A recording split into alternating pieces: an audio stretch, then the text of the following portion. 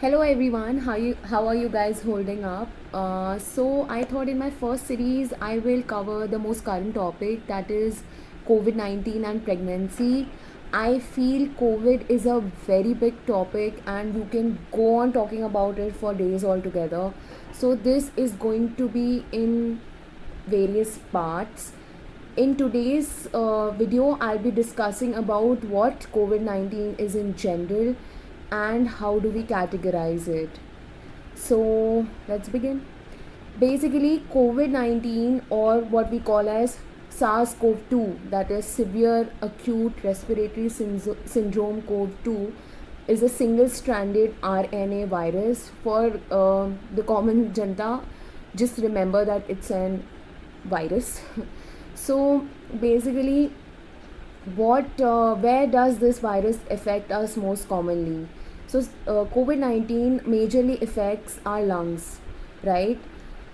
Coming to incubation period, the incubation period is about 4 to 5 days with a range of about 2 to 10 days. One important thing I would want to tell you is that what is the eclipse period. So basically some people will come to you saying that they have full blown COVID symptoms, and when you test them they test negative. So why does that happen? This is because of the eclipse period. The eclipse period is the time when the virus is inside your cell, it is still not come out or affected the other cells. So the time period while the virus is inside the cell, it is called the eclipse period. This time if you test, then you are maybe going to be testing negative, and this time is about 10 hours. So yeah, even if you have the symptoms and you are testing negative initially, you still can have COVID. So you should take all the precautions if you are symptomatic. Other thing is, what is the infectivity period? So till what time are you going to be infective to people? This is said to be about 9 to 10 days. After 9 days, it has been found that the virus cannot be cultured, that is, that virus cannot be grown. So that is the reason why we have stopped testing after 10 to 14 days of illness. This is a new protocol that we are following. We are not testing. Why? Because you can be positive for the virus up to 3 weeks, at times up to 2 months, but you might not be infective. So yeah, that is the reason we have stopped testing once you recover from the clinical disease or once you stop showing the symptoms. Coming to what does the virus do? So basically the COVID-19 virus is going to be affecting the lining of your lungs or the cells of your lungs, causing an inflammation. We have to remember that whenever there is inflammation in the body, there is going to be some edema or accumulation of fluid. So this fluid is going to be a barrier to your gaseous exchange, right? So whenever there is inflammation, there is also going to be release of various other substances which are called the inflammatory mediators. These are the substances which your doctor is going to tell you that do D-dimer, do CRP, do ferritin, do LDH, do IL-6. So what are these? These are your inflammatory mediators or inflammatory markers. They tell us that the body is undergoing some kind of inflammation. So this is the reason you are asked to do these tests. And there is going to also be a release of certain substances called cytokines, which are also inflammatory mediators. You must have heard that people talking about cytokine storm. So these are the mediators which are going to cause severe inflammation all over the body.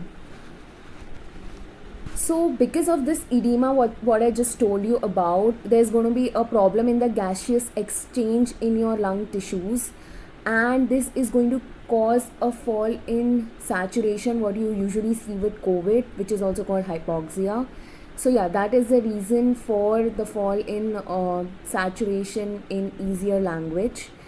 The inflammatory markers are going to damage the cells in the body all over and form. One of the inflammatory markers will also form mini clots in the lungs and in other parts of the body. That is the reason we do D-dimer and give anticoagulation or blood thinners to you. That is the reason for it. Coming to symptoms, the most common symptoms that are seen are going to be fever.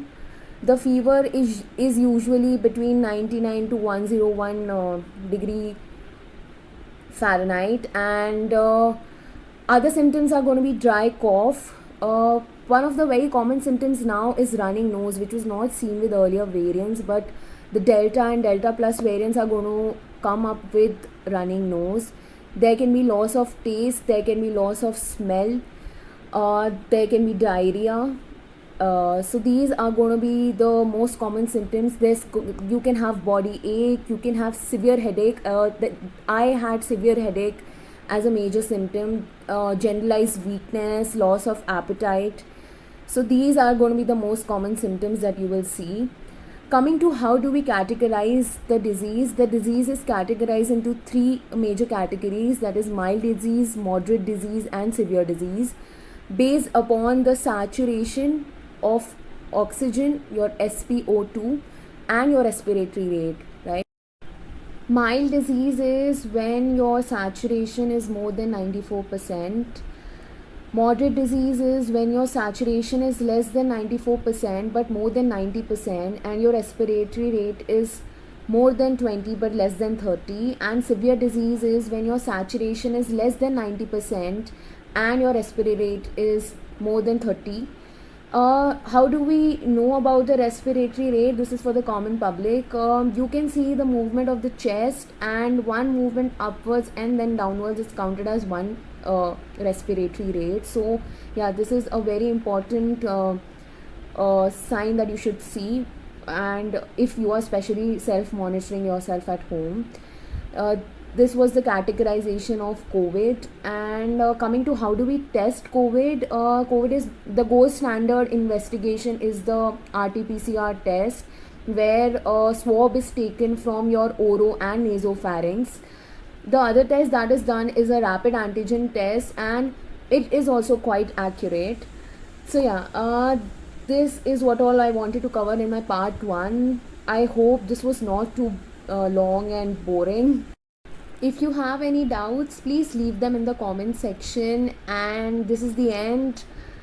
If you like the video, please like, share and subscribe. That is what I think everyone on YouTube says. See you next. Bye.